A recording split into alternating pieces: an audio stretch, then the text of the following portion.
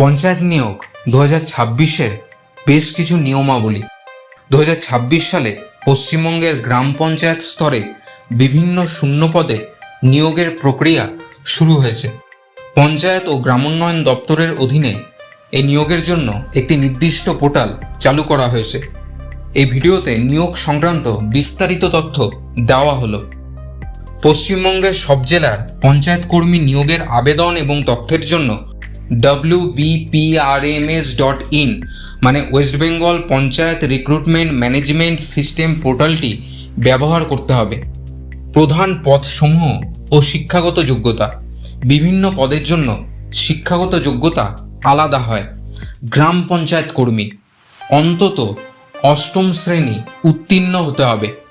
Bengali, English, math এবং জিকের ওপর টোটাল 45 মার্কসের পরীক্ষা হবে।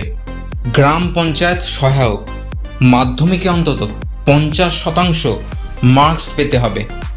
বেঙ্গলি, ইংলিশ, ম্যাথ এবং জিকের ওপর টোটাল 85 মার্কসের পরীক্ষা হবে। পঞ্চায়েত সচিব উচ্চ মাধ্যমিক উত্তীর্ণ হতে হবে। বেঙ্গলি, ইংলিশ, ম্যাথ এবং জিকের ওপর টোটাল 85 মার্কসের পরীক্ষা দিতে হবে। নির্মাণ সহায়ক সিভিল ইঞ্জিনিয়ারিংয়ে ডিপ্লোমা থাকতে হবে। Civil engineering Bengali, English, GK এবং ম্যাথের ওপর টোটাল 85 মার্কসের পরীক্ষা হবে। প্রযুক্তিভিত্তিক অ্যাসিস্ট্যান্ট ডিপ্লোমা স্নাতক ডিগ্রি এবং কম্পিউটার অ্যাপ্লিকেশনে ডিপ্লোমা থাকতে হবে।